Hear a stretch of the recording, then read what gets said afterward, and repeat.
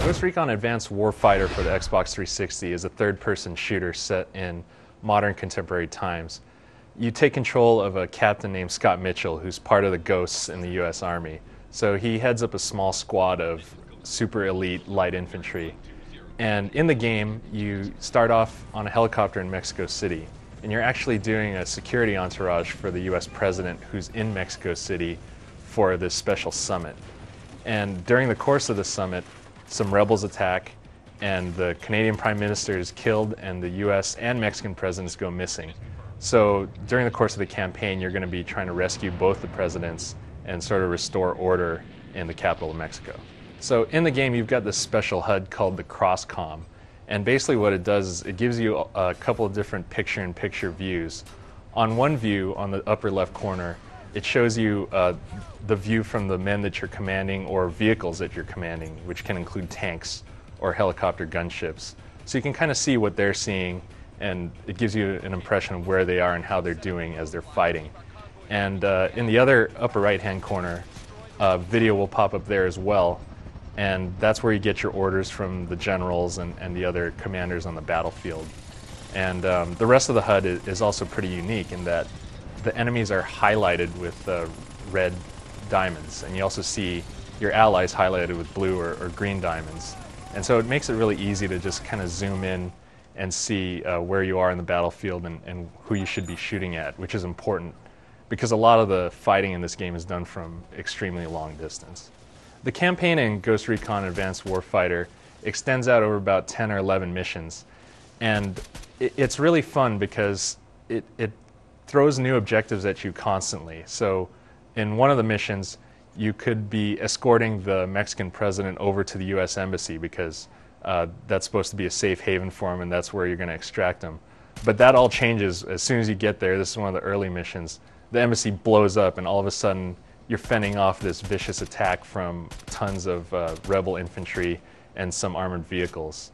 And things like this, unexpected stuff happens all the time, and you've got to adjust to it, and they throw new objectives and mission parameters at you constantly. So it all keeps you on your toes, and in that way the campaign stays compelling throughout, and it maybe should take most people about 10 hours to get through it. The multiplayer in Advanced Warfighter consists of 16 players over Xbox Live or locally, and there's the usual team-based modes like capture the flag, or territory, capture and hold territory, or just straight up deathmatch. But what's really interesting is that there are actually 4 different co-op campaign missions that you can play with your friends just against a computer. And that can actually be played over Xbox Live with up to 16 players, or you can play it locally as well. And those are really interesting because the more players that you're doing these missions with, they adjust the difficulty. They throw more enemies at you, for example, or different objectives will pop up and stuff like that. So in that sense, even though you're done with the single player in maybe 10 hours and maybe you play through it once more on hard, there's still a lot of value to be had in doing co-op and doing the competitive multiplayer online. Right from the start of the game, you can tell immediately that Ghost Recon Advanced Warfighter is arguably the best looking Xbox 360 game out there.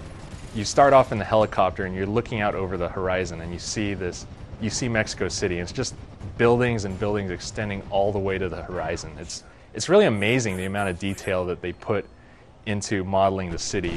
You'll see landmarks like Angel Plaza and the spire that's there, or the castle at Chapultepec, and there's just a lot of detail and also a huge amount of area to explore. So when you're getting from point A to point B, it's not just going down this tunneled path that's kind of, it looks like an open environment. There really are different ways to approach objectives, and so that encourages you more to do some recon with your equipment or your squad mates and pick an easy path to get to a certain point.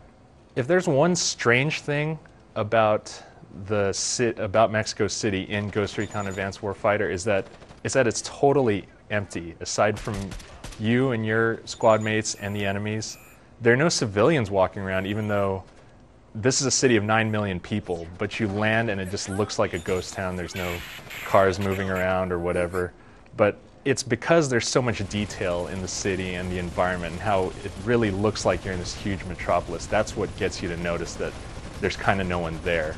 So it's debatable as to whether that's a fair criticism, but it's something that you'll definitely notice as you play the game. Ghost Recon Advanced Warfighter is arguably the best game to come out on the Xbox 360 so far. It's got fantastic graphics, the great amount of detail that you're going to see in the environments and in the character models. It's just an amazing thing to look at. And the gameplay also kind of backs it up in that you can explore these environments and really take advantage of your recon skills and your ability to find a good path. I'd say it compares really favorably with previous games in the series in that it takes sort of the open-ended themes of the previous Ghost Recon games and extends upon them even more by giving you a bigger environment and also a better campaign to play through.